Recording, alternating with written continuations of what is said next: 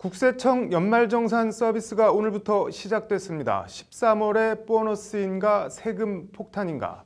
왜 누구는 돈을 돌려받고 누구는 뱉어내야 하는 걸까요?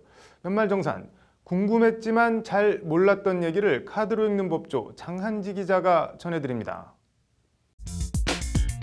우선 연말정산은 직장인만 하는 걸까요? 정답은 반은 맞고 반은 틀리답니다. 직장인들은 회사에서 월급을 받습니다. 이걸 근로소득이라고 합니다. 얼마를 받는지 과세당국에 빤히 들여다보이는 돈입니다. 직장인들의 월급 봉투를 유리지갑, 투명지갑이라고 부르는 이유입니다. 하지만 직장을 다니면서 투잡을 한다든지 부업을 한다든지 다른 개인 사업을 한다든지 기타 다른 수입이 있을 수 있습니다. 근로소득에 이런 기타 소득을 더하면 종합소득이 됩니다. 즉 직장인은 수입 원천에 따라 직장에서 주는 돈이 수입의 전부인 근로소득자로 분류될 수도, 기타 수입이 더 있으면 종합소득자로 분류될 수도 있습니다.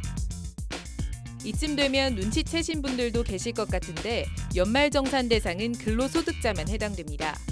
종합소득자는 5월 말까지 따로 세무서에 종합소득세 신고를 해야 해서 연말정산 자체를 할 필요가 없습니다.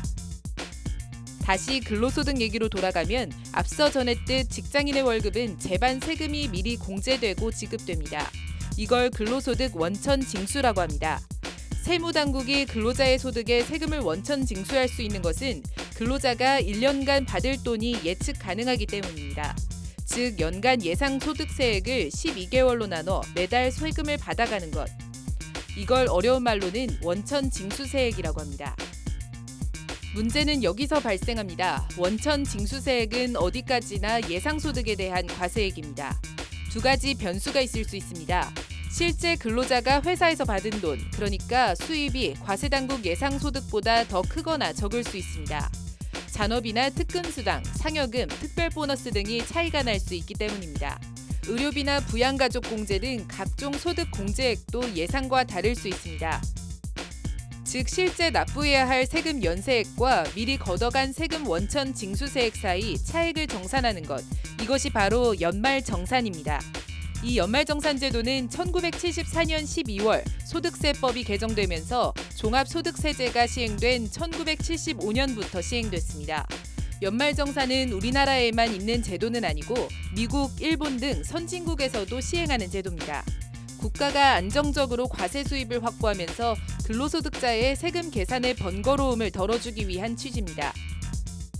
이제 연말정산 개념과 역사에 대해 알아봤으니 중요한 건 그래서 어떻게 해야 13월에 세금 폭탄을 피하고 13월에 보너스를 만드느냐 이겠죠?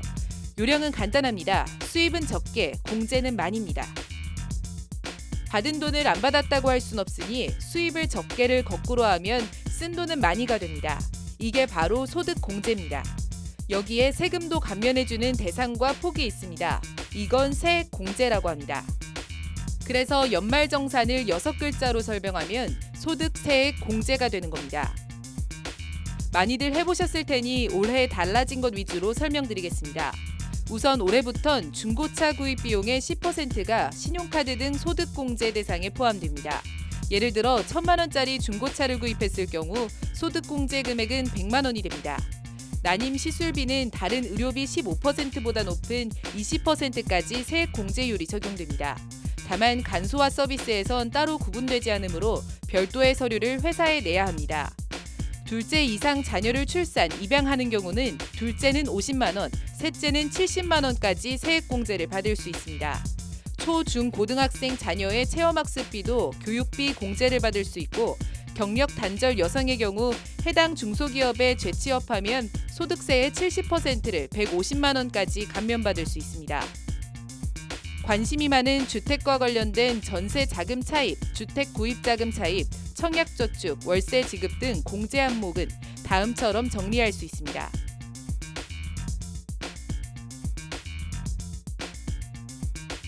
그 외 연말정산 간소화 서비스에 잡히지 않는 상세한 공제 요건 등은 국세청 홈페이지에 자세히 나와 있습니다. 무엇보다 과유불급, 공제 대상이 아닌데 공제를 신청하거나 공제액보다 더 많이 신청해서 환급을 받았을 경우 가산세까지 얹어서 뱉어낼 수 있으니 정직하고 꼼꼼하게 준비해서 13월의 보너스 챙기시길 바랍니다. 법률방송 카드로 읽는 법조 장한지입니다.